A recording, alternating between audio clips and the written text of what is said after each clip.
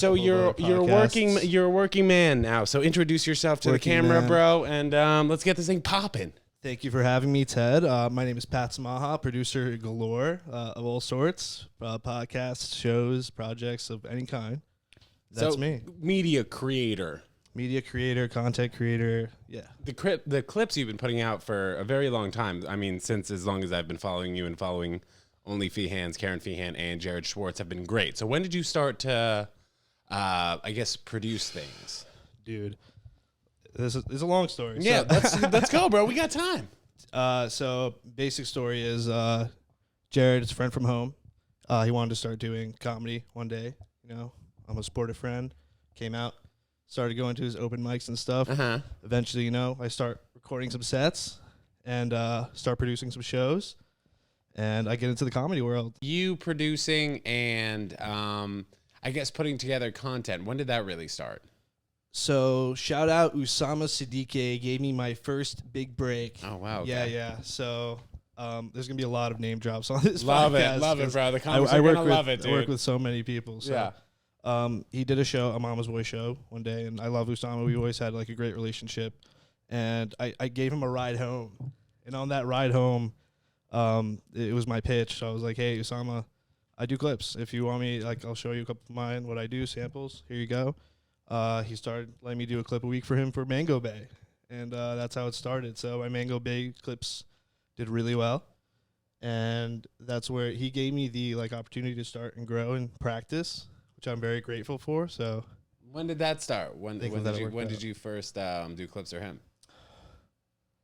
That was, I want to say, right before I think March 2020. 2022? 21. 2021, so a year after the pandemic. Yeah. I'm only a year and a half in. Okay.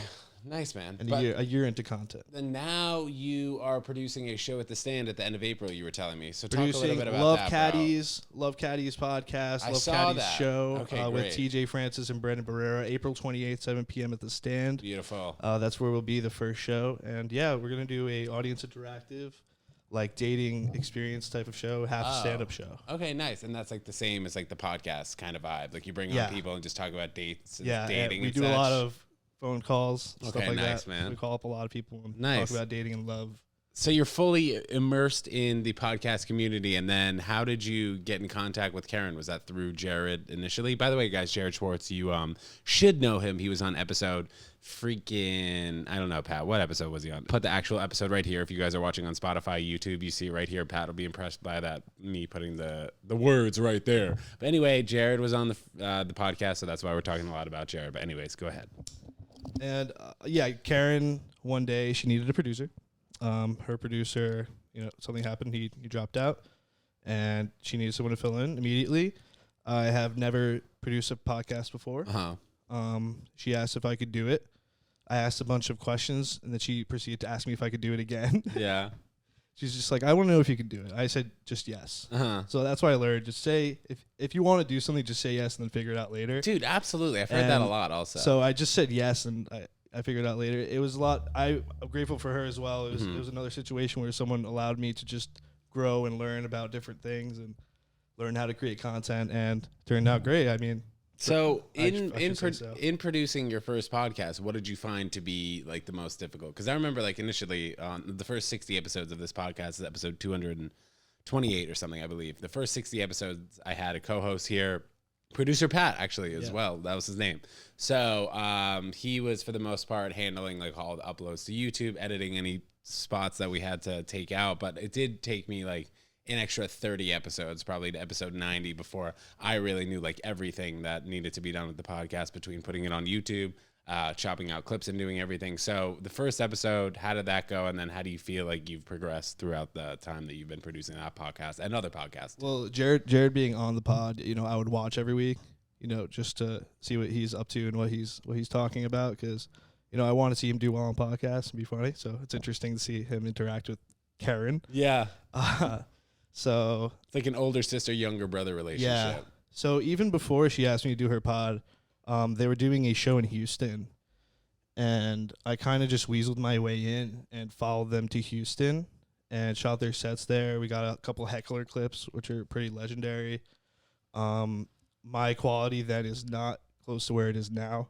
So I learned just so much then. But I think that me just putting myself in positions, just putting my foot through the door, figuring out later, that's what's gotten me to any opportunities. Why would you say your clips back then were not as good as your clips today? Like, what are you doing today different that people can learn I'm from? still learning how to just do better things. I'm on YouTube every day, and my recommendations are just learning different things on Premiere Pro, effects, different styles. How do you feel about Final Cut Pro? I just learned starting with Premiere Pro, and I'm only a year in, so that's just what I'm going to decide and go through and master. So how many clips now are you putting out a day in total? I guess not through just the one podcast you work on, and, for other people too. Doing a few a day? A few a day, just for podcasts. People hit me up for stand-up clips. I do a lot of stand-up clips. Yeah. And what is this I see you're doing? Are you doing construction or what? What is this LinkedIn situation I see you as you're untangling the cords down there? It's all good. So my first real job was at WeWork. Oh, nice. I was just watching that on Hulu. We Crashed. You watch that, by the way? It's so fucking triggering. Really? Why? Because everything that happened in We Crashed happened to me. and I got hired. I got hired in the midst of all that trouble. When the evaluation just came out, or so I got hired July 2019. Okay. November 2019 is when the evaluation came out and everything got fucked up. So here I am now continuing school because I think I'm going to have a job for the rest of my life, secure benefits, right? Move on to WeWork. I go to WeWork. So you worked for WeWork? Or I worked for WeWork construction. So that seems like a great gig, bro. You guys are going to take over the world. Exactly. The universe even. Exactly. So we thought we would have just a job set for the long run, years down the line. Like stock we options. We have $45 right? billion behind us. Right. $45 billion. So stock options too, maybe. Stock options. They're offering you that? Yes. Oh my. Everything. So it's like and Google. I am 22 years Sorry, old. I'll stop interrupting right now. Okay, go ahead. 22 years old. Sitting pretty, making under six figures, but I'm living the life. And there's room to grow, obviously. Absolutely. I was a assistant superintendent. What does that mean? I would go to the job site early. I would check everyone in. I would make sure everything's going to schedule At accordingly. such a young age, why did you? It feels like that's a big kind of power job, isn't Yeah. it? You're like, do this. Because even the super in my building. Yeah, I was bosses of people older than me. Okay. And I was always, but I would always, that taught me how to talk to people with respect, keep people on the same level as you. You always do that. Okay. Yeah. So tell us a little bit more about We Crashed. WeWork. By the way, it's on Hulu. If you guys haven't checked Apple that TV. out. Okay, then I watched the first episode for free on Apple TV. Yeah. That's why I got it confused. If you have Apple TV, watch it. We Crashed with Jared Leto and Annie Hathaway's. She's so good. She is good, dude. That voice. They're both good in there. That Israeli accent that Jared does is amazing, and triggering because it's so accurate. So you met Adam Newman a couple times. Then. I've never met him. He's been in the 6th degree of separation? Yeah. So many times. Okay. He's probably been in rooms 30 minutes before me. Because I would work in the headquarters for us and 85 Broadway as well. So, dude, the show, I would start watching it, and there was this one thing that Rebecca Newman said during the show that so WeWork is a real estate industry, right? Yeah. They were trying to sell it as a tech industry. Okay. Rebecca Newman, her husband, would manipulate him and make him manifest things to make. She would manipulate him and make him manifest things to make them come true. Their success. They show this in the show a lot. Yeah. She would grab his head and call him a supernova. You are a supernova. Yeah. And one thing she said during a conference, they would do these summer camps where they would get drunk and just fuck each other. Right. I almost went to one of those. It would have been in January after I got hired, but it never happened because we'll get to that part. But she said that WeWork's mission was to elevate the world's consciousness. Okay. Do you know what WeWork is? Yeah. So wait, elevate consciousness as a real estate company or as a tech company? Like she was trying to take over Facebook? What do you think WeWork is? I think WeWork is just a place where people work in small offices and they will like take over. Let's say there are 20 stories in a building. This is my idea of WeWork. There's 20 stories in a building. The owner of the building has 20,000 square foot on a full floor that he can't rent. He can't rent it to one specific tenant. So he rents it to WeWork. WeWork chops it up into 20 different cubicles, and then they rent it out to each one of those cubicles for $1,000 a month, something like that. That's what I deem WeWork is. That's totally correct. That's the bare bones of it. It's a co-working space. So it's a floor in a building that you go into. It's 24/7 usually, and it's a co-working space. And they wanted to sell it as a lifestyle, like as kind of a cult. I think that's cult, also what they wanted you to spend your time there and life there. Yeah, like we live, we work, we freaking bone, whatever it is. Unlike regular places of work, they would have like beer on tap, wine on tap, parties all the time. They wanted you to like live there, so that's what they were selling. So one day, this dude in Japan, Masa, I forget the rest of his name, but he's in the show. Masa-san, the guy who invested like $4.4 billion into it. And that's where the push came from for all the stuff growing around the world. And that's how we were attempted to take over the world. Yeah. But they were trying to take it over in not a real estate way, in like a holistic cult kind of way. Like you don't exist unless you live in the WeWork community. Exactly. You don't exist unless you're inside this special community. Mm-hmm. So when did he kind of lose sight of just taking over buildings and putting in cubicles? Like when did that happen? When did he lose sight of it? Yeah. He didn't have a choice. So the chair decided to remove him from the company. So he had, for a little bit, he had no control. I think he's back on the chair right now. He has a lot of money. He has about $1.7 billion as a, take this and go. He's still on the chair, I think. You can check me if I'm wrong. Mm-hmm. He's still like involved a bit. But yeah, he didn't have a choice. Is he going to jail? I know that there were maybe thoughts of that. In my opinion, I can't say. I can't comment on that. Yeah, I signed something. But what? Really? Yeah. That official? When did you leave the company? I didn't leave. All right, let's talk about comedy now. Jesus, we're gonna get fucking shot. Okay, so hanging out at the Stand, that's really where I think you and I first met, and I've seen you at other clubs in the city, of course. What do you enjoy most working with comics on a day-to-day basis? The thing I enjoy most about working with all the comics, I enjoy the camaraderie. It's fun to hang, it's cool. I enjoy putting out content for everyone, I enjoy being involved in projects. Everyone's really fun and great for the most part. The people who aren't, or if they're not, I stay away from them. It's not a lot of the comedy community. Mm-hmm. But I love seeing cool people pop in, like Jim Gaffigan doing guest spots. Yes, doing the Ted Jones Comedy Show. Absolutely. He's the man. Yeah. Seeing him grow over the years is crazy because I grew up on Netflix specials, and he used to do the high pitch voice. And he really doesn't do that on stage anymore. And I appreciate his evolution. I kind of miss that though. He's the best. Everyone's cool. Everyone's cool. What was one of the first projects you worked on that you were like, oh wow, I guess I'm really in this thing. I'm really in this bitch. Whether it was like a project, a big clip that went viral, some shit like that. A good one is not specifically a project, but a Mama's Boy comedy show that we did. It was a rooftop comedy show during the Prohibition era of comedy, where it was during COVID, and we would throw rooftop shows. I'm not going to disclose the place, but we did a rooftop show somewhere, and the cops showed up, and it was in the middle of Francis Ellis's set, and I was recording.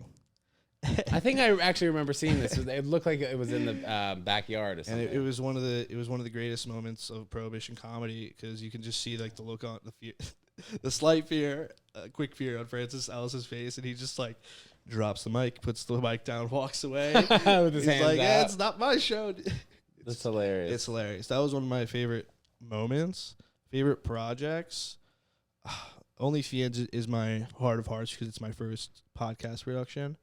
And, that always holds close to me because I messed up a lot. How? And I made not messed up a lot. That was stupid. I made so many like little mistakes that I think back to now, and I'm like, oh, stupid. If I only knew. What there was just like grammar mistakes, audio issues, bro. So I remember cutting up, lighting, camera. Do you remember we talked about this briefly at the stand? I asked Pat a ton of questions just about productions or whatever, and I was saying about how this podcast has, just besides the YouTube, the Instagram, the TikTok, the Twitter, wherever you end up putting clips or wherever you end up putting content, there really are so many jobs that you become good at. Like I was saying, the first 60 episodes, I really wasn't editing the podcast so much. I had somebody that I can rely on. But then like you become every single one of those little middle managers. Like you were saying, in doing the podcast, you had to become a sound person. And, you're always wanting to put the sound level bars on like -12. And if you guys go back and listen to some of the episodes of Ted Jones World, sometimes the sound is off, or maybe Pat would sound a little bit louder.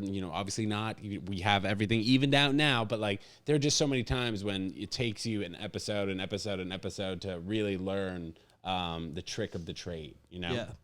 I want to ask you a question. What decides to make you take like the leap and go into anything, just like this specifically? Well, yeah. I worked at my dad's company for 6.5 years. I'm not sure if you knew that. So right out of college, I didn't really have a focus and idea of what I wanted to do. And there was an opening at his company, real estate company. So I was like, all right, cool. This will work. So the first about like 2 years, I got really involved with the company, grew a slight amount of a passion for property management and being like, oh, I can take over this company one day, when my dad kind of retires. But then like year 3, 4, and 5, I started to realize that like there's not really a lot of room for me to grow. Like while I was learning something new like every day, whether it was something about a boiler, something about pipes, PVC pipes, heating, floors, whatever it was, tenant issues, I was learning so much about the industry, but I just really wasn't happy doing it. And during the time that I was working for my dad, I was taking improv classes. I was doing stand-up very infrequently. Maybe I was doing it like once a month, but I really loved it. And I loved doing just entertainment of any sorts. Like in high school, I was doing it. College, I was doing it. And then once I really wanted to focus on is when I started the podcast, which is like after I had jaw surgery, I kind of had a little bit of an epiphany where I was like, I cannot chew. I can't talk to anyone. So I was in my head, bro. Yes. Did you do comedy through the wire? I did. I started this podcast. The first episode, if you guys go back to episode number 1, jaw surgery episode, it was like August 29th, 2019. You hearing you literally sitting in that chair talking like this. So I started the podcast. So I started before I was ready, bro. And starting that first episode back in 2019, I worked at my dad's company for about like another year and a half past that. And then I just decided that I wanted to do comedy. I wanted to do these podcasts, vlogs, put on the shows, do it full time. Now, was there a moment like in between where you're doing comedy during the working? I was doing comedy when I was working at my dad's, but like I would be at like the old stand all the time. And like one of my best friends in the space, Giulio Gallerati, who obviously you've met, he had been doing comedy. I mean, since as soon as I graduated from college and I was back in New York City, he was like a couple years into comedy, something like that. So I would follow him like to all these shows that he was doing. If he went to Brooklyn to a show, he'd be like, you want to come tag along? I'd go. And then I'd meet all these people. Like I've known Karen for probably 8 years, maybe even longer, just from like the old stand. So I've known all these comics just for a very long time, just from hanging out. And like doing a sketch, like we did a sketch with Karen. It was called The Face. Have you ever seen The Face? I'll show you The Face. It's basically like Julia and I go to a bar, and the bartender's like, "Hey, aren't you those famous guys?" And we're like, "Look, man, we just want to have a beer." And then the whole premise behind it is that like we have this famous like viral video where we're like, we just do like The Face, and John's like, I love you guys. You guys are really hilarious. And we're like, all right, man, like cool it down. And then like Karen is at the end of the bar. She like taps this girl on the shoulder, and she's like, look at those guys over there. And Karen does The Face. And then it finally clicked when I was just like, all right, I had this jaw surgery. I'm starting this podcast. I'm 29 years old. I got to move forward to what I really want to do. And then that's where I am right now, bro. Dude, so it's very similar to the way I left construction, transitioned into comedy. You work for your dad? I didn't work for my dad. Work for your daddy, yeah. I worked with my brother-in-law at his company. So your sister's husband, though? Yeah, my sister's husband's brother. Is he still my brother-in-law? Sounds like your uncle-in-law. Let's get a check. Somebody Google that in the comment section below. Yeah, come on, guys. Well, he's my brother-in-law's brother. I'm gonna write down. Go ahead, though. This was my first construction job after WeWork. Sorry to get back to WeWork. So, but between WeWork and this job, I was doing comedy production and producing shows.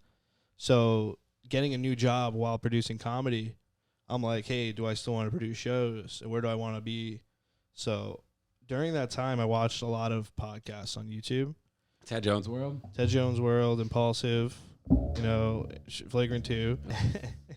And it inspired me. I want to be like Pimpy, homeless pimp. He's in my club, and he's I don't know him if he's probably watching right now. What does he do? The Chrissy D one. He does Chrissy D, and he does Sal Volcano and Joe DeRosa's show. Okay. But before that, he would come shoot Mama's Boy, and he has a picture of Jared and I just like yelling at each other, having a conversation, or being in the midst of a show. He's like looking down his phone, stressed, and I'm like, "Hey, Jared, what are you doing about this thing next?" And he captured that moment, which is pretty cool. But Homeless Pimp, I've always loved his work, and when I saw he started doing production in that sense, I was like, "Hey, this is something I can do as well." Like, I have these connections. I've always wanted to produce podcasts and do video, and the opportunity came with Karen. I jumped right into it, and now producer. So what's your favorite part about producing the podcast? Because to be honest, when I have some things that I do, I'm like, ugh, do I really have to do that? And like, obviously I love every part of it, but sometimes I'm just like, oh, this is going to take a little bit, and maybe I don't want to do this right now. My favorite part of producing the podcast is simply just the people on it. Like, I only do work with people who I find funny, that I enjoy being around, that make me laugh. And if I'm not laughing during the production, I'm out. Yeah. And so, I mean, you've been pretty lucky, though, in that you have had a bunch of people that you like working with. I love Karen. I love Jared. Tobin I've been early around him for a long time. Mm-hmm. He put me on this podcast a year ago with Jared. He called it Pat Samaha's introduction just to comedy production. It was so funny. And then I do a new one.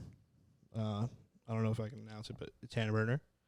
I do her pod with her pal. Oh wow! And I find Hannah very funny. You have to find out if we can put this in. I did my.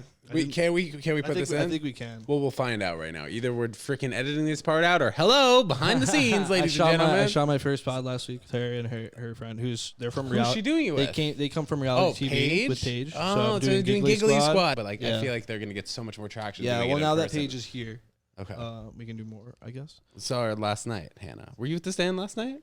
I was not. I think I'm going later though. Okay. So, yeah, that's basically where I. Nice. So you have 3 podcasts right now. 3 podcasts. And this is, I mean, you're doing this full time. It turned into full time. I thought I was still gonna look for work, still hop into full time in construction, and I thought I would be leaving this role behind again, it's really like it makes me anxious because it's like. But you're here, man. Like, everyone knows you at the stand. And like, anytime I go to a show and I see you, it seems like you're surrounded by a lot of people who do know you. So it seems like you're in the freaking space now, man. I'm in the space. I'm in the mix. Yeah, I'm trying to make this a career. Absolutely, brother. Me, right? As you should, dude. As you should. I love that attitude. As you should. So I gotta say that with more conviction. Yeah, say it. Come on, let them know. I'm trying to make this a fucking career. Let's go. Dude. So you are there every time it's shot for those 3 episodes. So it's 3 days a week that you're spending an hour at these people's houses. Yeah. Is that too much for you right now, or are you okay doing it? So I travel from Staten Island. That's probably the only hiccup. Okay. It's fine. I just drive. Everything's in Manhattan. And once I get to Manhattan, that's all I care about. But. And what days are you doing the podcast now? Are they spread out? Or are you trying to bang out 2 in one day? I probably do either 2 or 3 days. It would tend to throughout the end of the week. So what does your process look like? So for here, I'm shooting a pod. Yeah. I'm taking it home. I got the audio and video, right?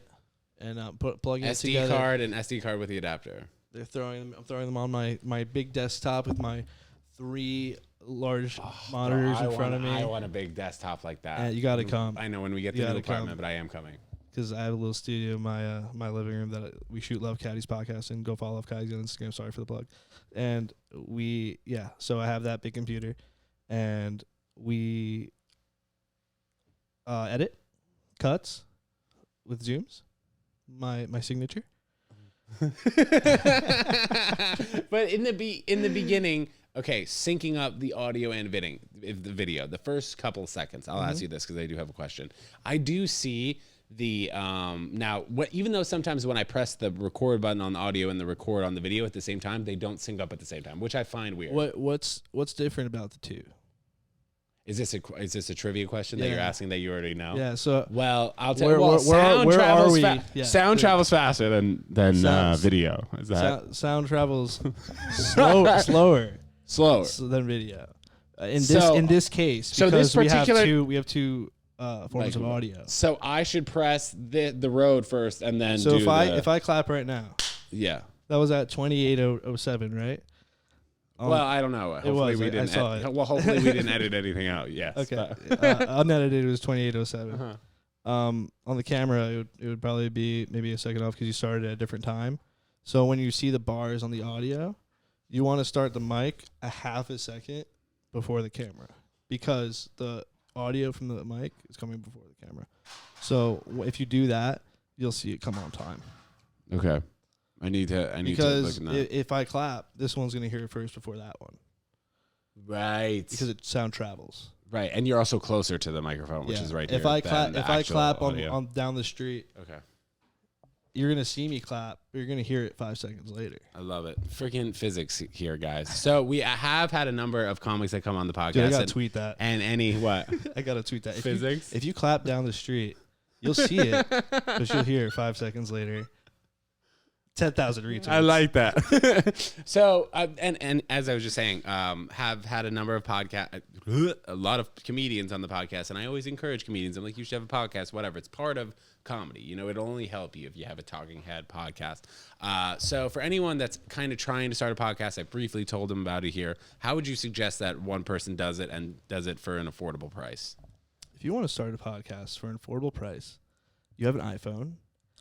Get some sort of recording Zoom device for your audio because that'll be the best quality.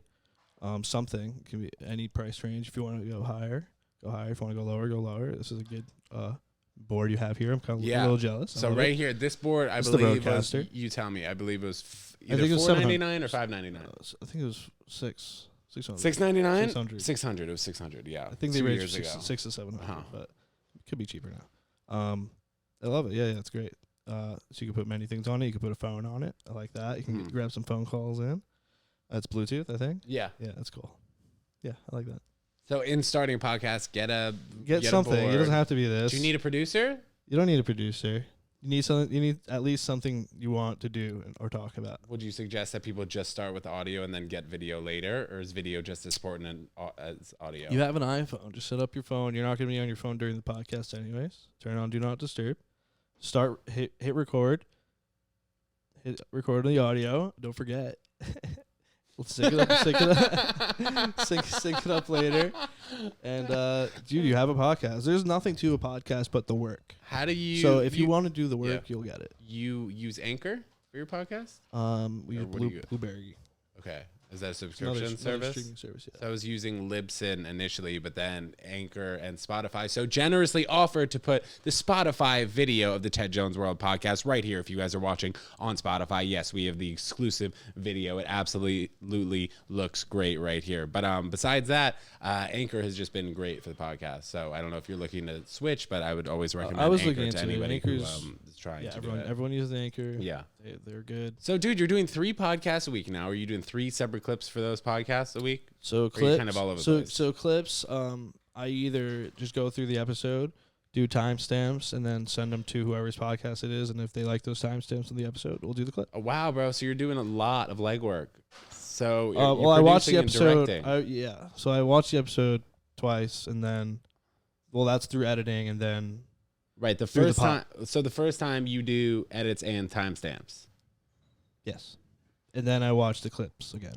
Do you ever have an issue with a guest taking a little bit more time than like you had already edited it, and then they're like, "Oh, by the way, 51 minutes and 43 seconds to 52 minutes and 30 seconds. You got to edit out." We establish like if you want to take anything out, let us know right away. Let us know because it comes unlisted, so they can see it before it comes posted. What do you mean it comes unlisted? Unlisted means like on the YouTube I can post it without making you put it on the private without making it public. Yeah. And then that link is just a link. And you send it to all the guests before you post, or no? Only on sometimes. Guests or pod hosts. Yeah. What do you mean? So would I send to Karen, or would I send to guests that are on Karen's podcast? Yeah, like when she has a guest on the podcast, do you send the unedited version to them first and let them look through it, or you do your work first and then send it? At OnlyFans, we're unedited. We're raw. We just put everything out.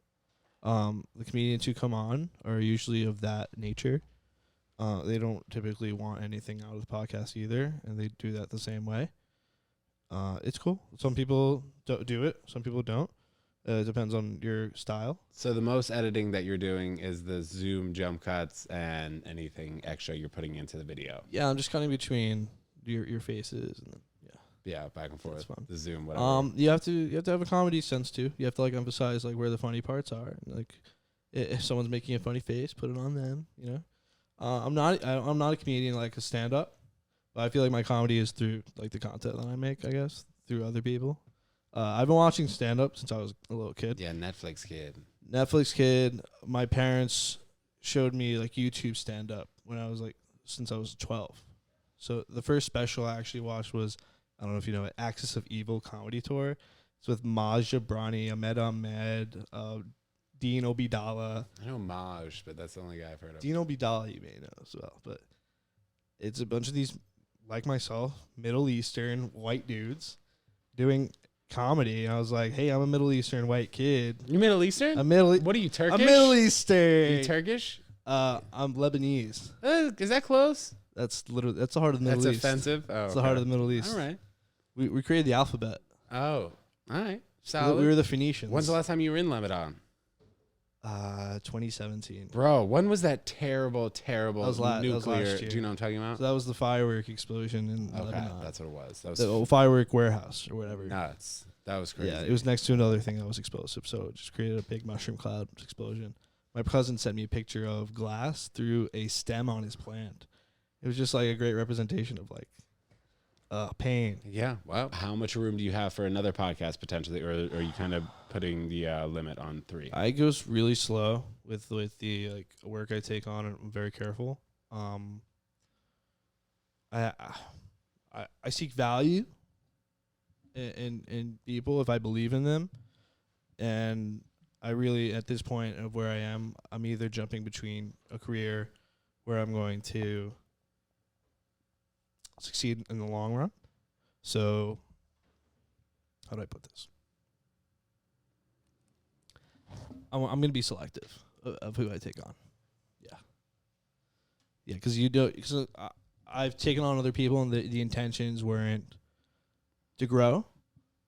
Before, what do you think the intentions were when somebody starts a podcast? When someone starts a podcast, I want the intentions to be to want to go somewhere with it.